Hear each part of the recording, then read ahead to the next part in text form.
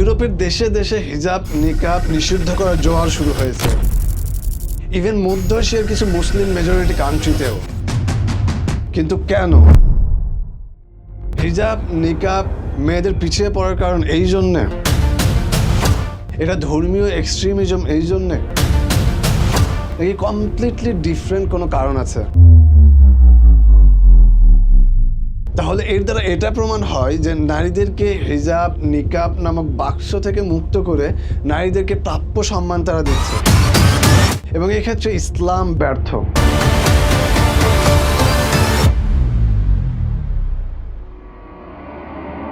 ইতিহাস কি বলে? এর পেছনে স্রেফ নারী মুক্তির উদ্দেশ্য।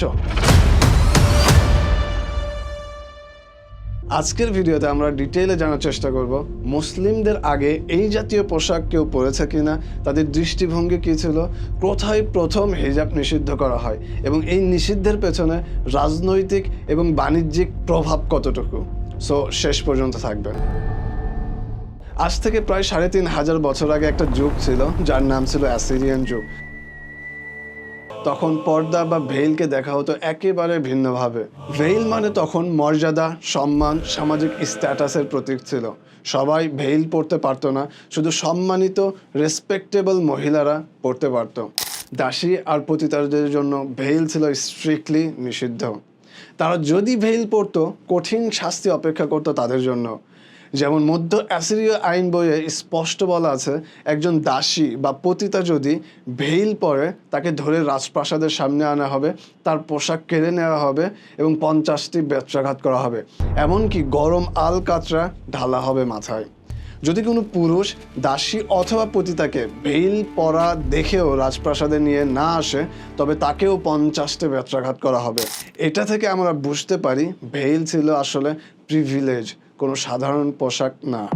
শুধু অ্যাসিরিয়ান না, প্রাচীন গ্রিসেও বিবাহিতা নারীদের ঘোমটা পর্দা ছিল স্বাভাবিক ব্যাপার। 550 থেকে 323 খ্রিস্টপূর্বের সমাজে সম্মানিত নারীরা জনসমক্ষে আলাদা থাকতেন, এমন পোশাক পরতেন যা অপরিচিত মানুষের দৃষ্টি থেকে তাদের আড়াল করত। এরপর আসি রোমান সমাজে। সেখানে ভেইল ছিল এক ধরনের প্রতীক, স্বামীর কর্তৃত্ব এবং স্ত্রীর সতীত্বের প্রতীক। নারীরা ভেইল পরতেন তাদের লজ্জাশীলতা, সতীত্ব আর পুদিসিতিয়া প্রকাশের জন্য। একই সাথে বিশ্বাস করা হতো ভেইল নারীদের এভিল আই মানে অশুভ দৃষ্টি থেকে সুরক্ষা দেয়। এই ধারণা ধর্মীয় প্রেক্ষাপটেও পাওয়া যায়। ইহুদি ধর্ম ও খ্রিস্ট ধর্মেও মাথা ঢাকার নিয়ম শালীনতা ও ভদ্রতার সাথে যুক্ত। খ্রিস্ট ধর্মে মা ম্যারিকে আমরা প্রায় সব ঐতিহ্যবাহী চিত্রায়নে ঘোমটা পরিহিত অবস্থায় দেখি। মধ্যযুগে ইউরোপের বিবাহিত নারীরা চুল ঢাকতেন উইম্পল, ওড়না বা হেডস্কার্ফ দিয়ে। এই প্রথা 19 শতক পর্যন্ত চালু ছিল।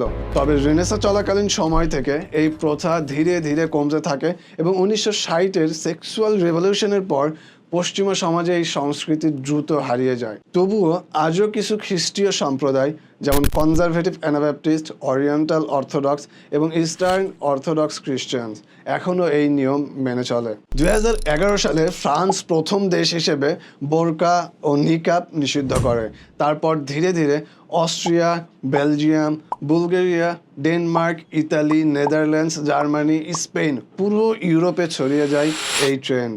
সুইজারল্যান্ডে 2021 সালে গণভোট হয়েছে, যেখানে 51% ভোটার বোরকা নিষিদ্ধের পক্ষে।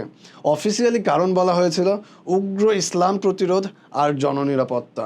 জার্মানির চ্যান্সেলর অ্যাঞ্জেলা মার্কেল নিজে বলেছেন, যেখানেই আইনগতভাবে সম্ভব সেখানেই বোরকা নিষিদ্ধ করতে হবে, কারণ এটা নাকি জার্মান সংস্কৃতির সাথে মেলে না।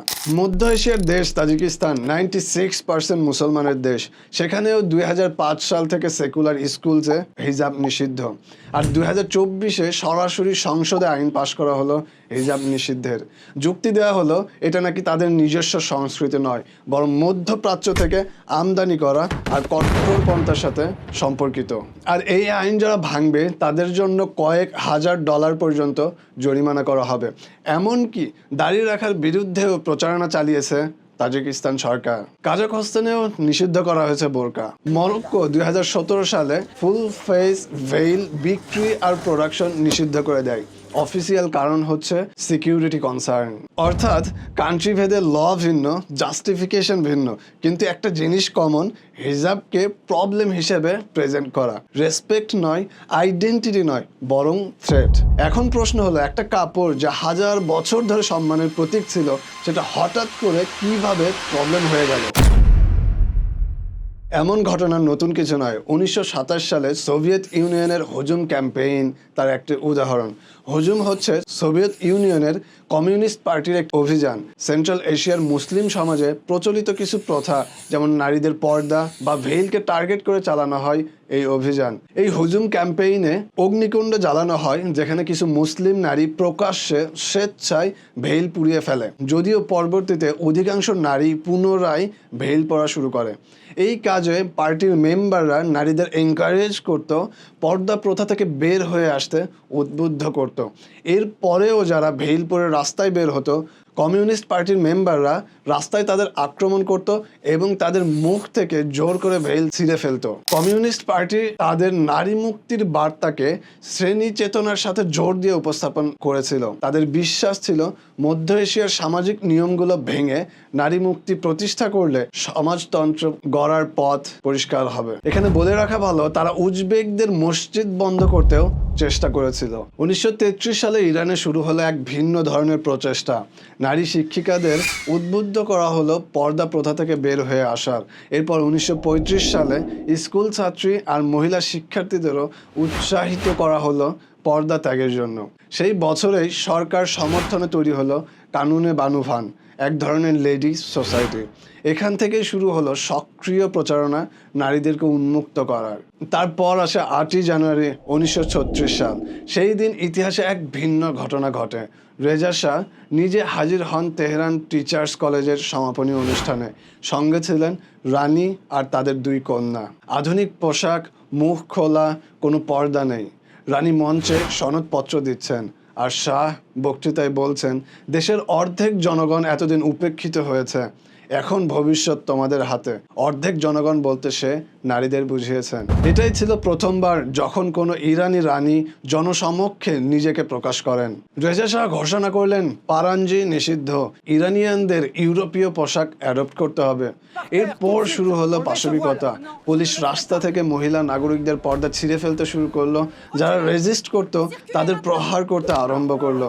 জোরপূর্বক বাড়ি তল্লাশি দেওয়া শুরু হলো।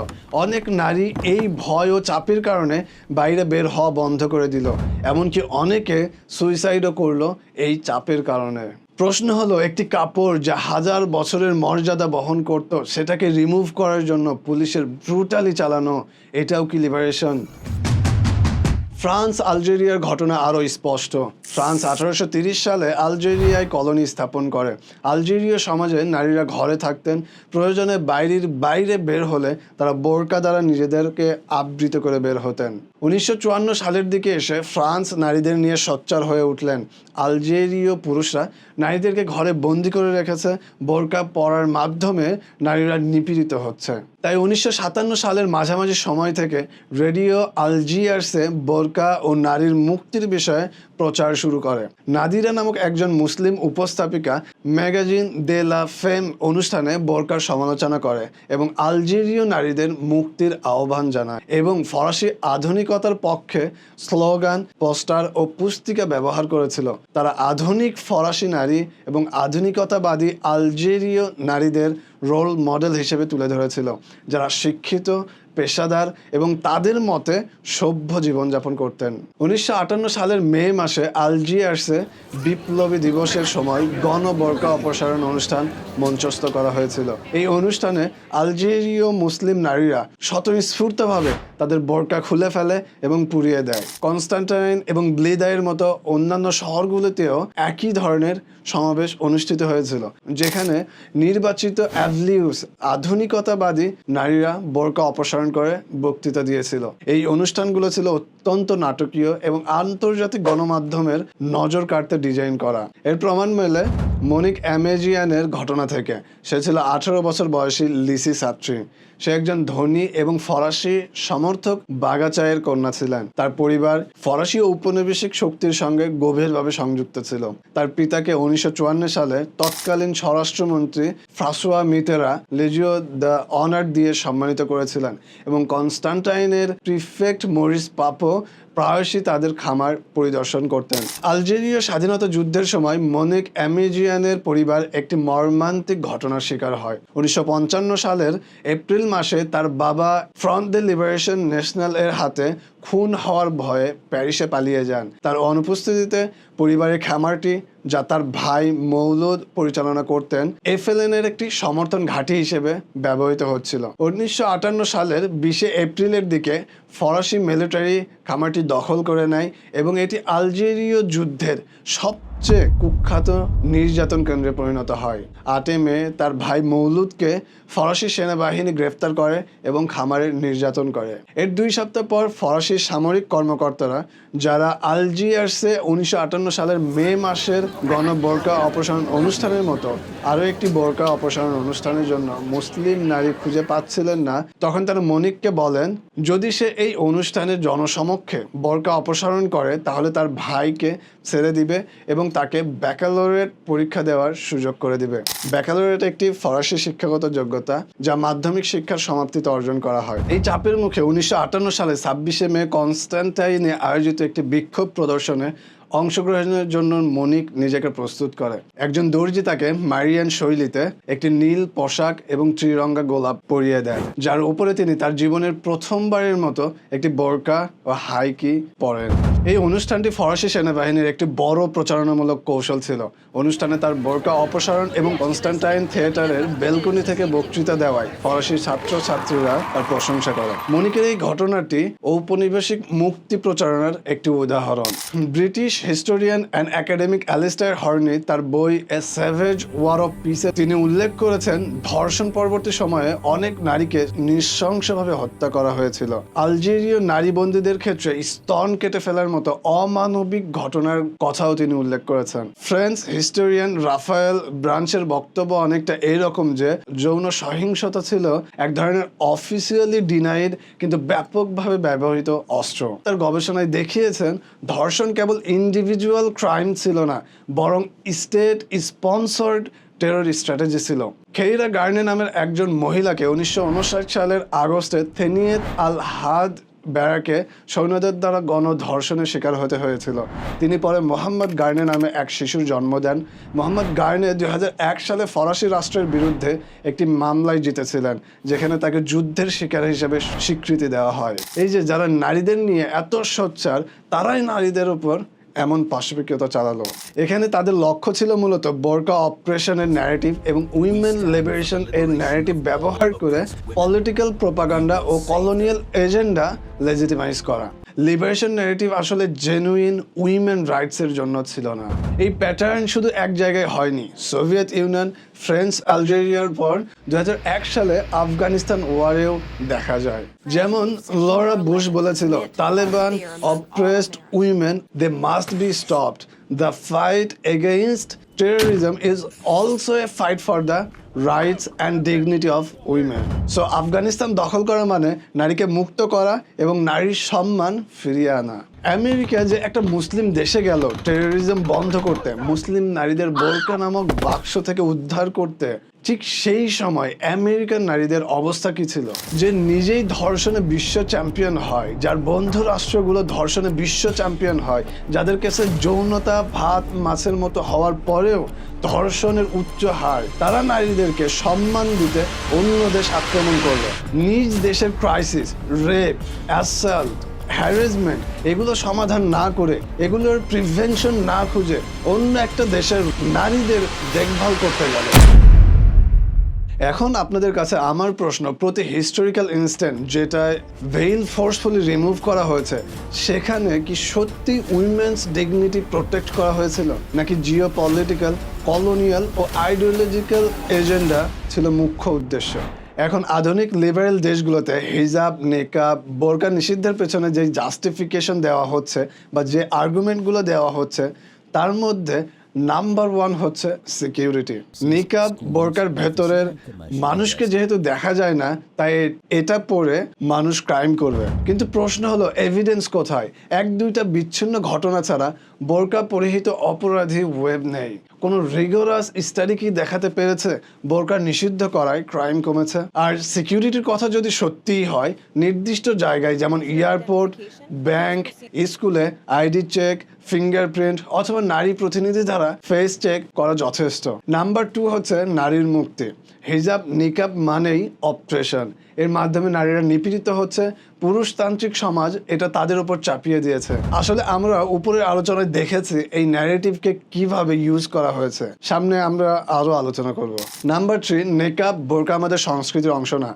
এটা আরবের পোশাক, এটা ধর্মীয় চরমপন্থার প্রতীক। ইতিহাস থেকে দেখেছি ইউরোপ, ইহুদি, খ্রিস্টান, নারী, এমনকি আমাদের উপমহাদেশ সর্বত্রই মহিলারা মাথা ঢেকে রাখত।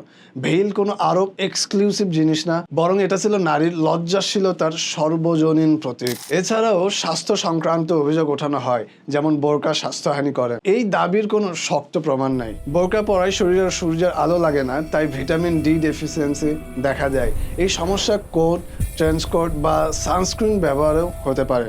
আর বোরকা তো ক্ষতিকর ইউভি লাইট থেকেও রক্ষা করে। আসলে সুপার পাওয়ার সবসময় অন্যকে ডমিনেট করতে চায়, ইকোনমিক্যালি, পলিটিক্যালি অ্যান্ড কালচারালি। হিজাব হলো এক ধরনের পাবলিক স্টেটমেন্ট। আমি কে, আমি কি বিশ্বাস করি এবং আমি কার সাথে দাঁড়াচ্ছি।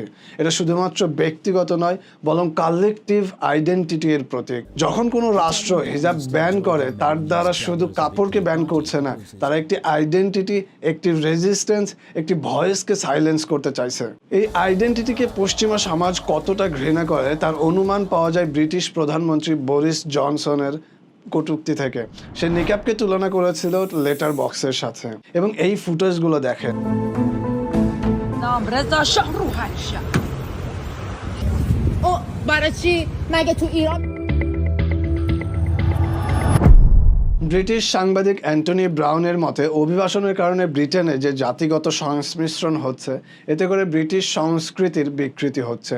সে আরও বলে, ভিন্ন সাংস্কৃতিক গোষ্ঠীর প্রতি অধিক উদারতায় মুসলিম কলোনি বেড়ে যাওয়ার কারণ। ইংল্যান্ডের new conservatism think tank Henry Jackson সোসাইটির যুগ্ম পরিচালক ডগলাস মরাই এই সমস্যার সমাধান হিসেবে বলে, ইউরোপে মুসলমানদের জীবনযাপনকে ক্রমান্বয়ে দুর্বিষহ করে তুলতে হবে, যাতে তাদের এখানে বসবাস করার মানসিকতা দূর হয়ে যায়। জন ওয়ালক স্কট তার বই দ্য পলিটিক্স অফ দ্য ভেইলে দেখিয়েছেন, ফ্রান্সে হিজাব নিয়ে বিতর্ক মূলত মুসলিম নারীর স্বাধীনতার প্রশ্ন নয়, বরং বিষয়টা হলো মুসলিম আইডেন্টিটিকে কিভাবে নিয়ন্ত্রণ করা যায়। এই কারণে আধুনিক মুসলিম নারীরা সচেতনভাবেই হিজাব পরতেছে। লেইলা আহমেদ একুয়েট রেভলিউশনে বলেন, আধুনিক মুসলিম নারী অনেক সময় সচেতনভাবে হিজাব পরছেন। এটা রেজিস্ট্যান্স, পশ্চিমা সংস্কৃতির অ্যাসিমিলেশন বা ডমিনেন্সের বিরুদ্ধে দাঁড়ানোর এক শক্তিশালী হাতিয়ার। এখানে শুধু আইডেন্টিটি পলিটিক্স বা কালচার নয়, ইকোনমিক্স ও মার্কেট ফোর্সেসও কাজ করছে। 2024 সালে গ্লোবাল কসমেটিক্স মার্কেট ছিল প্রায় 336 বিলিয়ন ডলার। ধারণা করা হচ্ছে 2032 সালে বাজার পৌঁছাবে প্রায় 556 বিলিয়ন ডলারে। এখানে উইমেন্স সেগমেন্টের অংশগ্রহণই বেশি। গ্লোবাল কসমেটিক সার্জারি মার্কেট 2025 সালে আনুমানিক 85.83 বিলিয়ন ডলার, আর ধারণা করা হচ্ছে 2034 সালে পৌঁছাবে 160.47 বিলিয়ন ডলারে। জেন্ডার ওয়াইজ ফিমেল সেগমেন্ট প্রায় 84% কসমেটিক সার্জারি এর গ্রাহক। মানে এই দুই ইন্ডাস্ট্রির অনেক অনেক বড় একটা অংশ মূলত মহিলাদের উপর নির্ভরশীল। তাদের চয়েস ড্রাইভ করছে বিলিয়ন ডলার মার্কেট। এদের বিজ্ঞাপনগুলোও মারাত্মক। বিজ্ঞাপনে দেখায় সুন্দর হওয়া মানে সামাজিক মূল্য, ভালো সম্পর্ক, ক্যারিয়ার অপরচুনিটিস। এভাবেই একটা স্বল্প প্রয়োজনীয় জিনিসকে জীবনের একটি অংশে পরিণত করেছে। ইন্ডাস্ট্রি রিভিউজ, রিসার্চ পেপারস সবই দেখাচ্ছে মহিলাদের অ্যাপিয়ারেন্স এক্সপ্লয়েট করা হচ্ছে ইকোনমিক গেইনের জন্য। So modern market just like politics, যা নারীদের চয়েসেস, আইডেন্টিটি অ্যান্ড ফ্রিডমকে ইনফ্লুয়েন্স করতেছে। ইন্ডাস্ট্রিয়াল রিভলিউশন শুরু হয়, অধিক হারে পণ্য উৎপাদন হতে থাকে। এই পণ্যগুলো বিক্রির জন্য পণ্যের বিজ্ঞাপন অপরিহার্য হয়ে ওঠে। অনেকে দৃষ্টি আকর্ষণের জন্য বিজ্ঞাপনের যৌনতা ব্যবহার করে। বিজ্ঞাপনের যৌনতা ব্যবহার একটি পুরনো কৌশল। এটি বিজ্ঞাপন ক্ষেত্রকে আলোড়িত করেছে, বিক্রয় বাড়িয়েছে এবং সামাজিক বিতর্কও সৃষ্টি করেছে। তবুও এটি একটি তীক্ষ্ণ ছুরি। যৌন ইঙ্গিতযুক্ত বিজ্ঞাপন দ্রুত মানুষের দৃষ্টি আকর্ষণ করে। বিজ্ঞাপন দৃশ্যস্বরূপ বেশি স্মরণে থাকে। অ্যাডভার্টিজমেন্ট জগতে একটা প্রবাদ আছে, sex cancel anything even burger. বিজ্ঞাপনের সেক্স অ্যাপিল ব্যবহার করার প্রথম নজির পাওয়া যায় 1871 সালে, যেখানে পেয়াল টোবাকো ব্র্যান্ড তাদের সিগারেট প্যাকেজে এক প্রায় নগ্ন তরুণীর ছবি ব্যবহার করে। 1885 সালে W Duke and sons cigarette প্যাকেটে ট্রেডিং কার্ড যুক্ত করে, যেখানে সেক্সুয়ালি প্রভোকেটিভ ছবি ব্যবহার করে। 1890 সালের দিকে এটি আমেরিকার শীর্ষ সিগারেট ব্র্যান্ড হয়ে ওঠে। 1911 সালে উডবেরিজ ফেসিয়াল সোপের বিক্রি কমছিল। ঠিক সেই সময় তারা তাদের বিজ্ঞাপনে এক রোমান্টিক দম্পতির খোলামেলা ছবি ব্যবহার করে এবং সেই ছবিতে লেখা ছিল, a skin you love to touch. 1971 সালে বাজারে আসা জোভান মাস্কওয়েল প্রচার শুরু করে যৌন ইঙ্গিত ও আকর্ষণের বর্ণনা দিয়ে, এবং 1978 সালের মধ্যে এই ব্র্যান্ডের আয় 1.5 মিলিয়ন থেকে $77 মিলিয়ন পর্যন্ত বৃদ্ধি পায়। এমন অসংখ্য বিজ্ঞাপনের উদাহরণ দেওয়া সম্ভব যেখানে আকর্ষণীয় নারীর কোমর থেকে উপরের নগ্ন ছবি ব্যবহার করা হতো। বর্তমান সময়ে এর ব্যবহার বহু গুণে বেড়ে গেছে।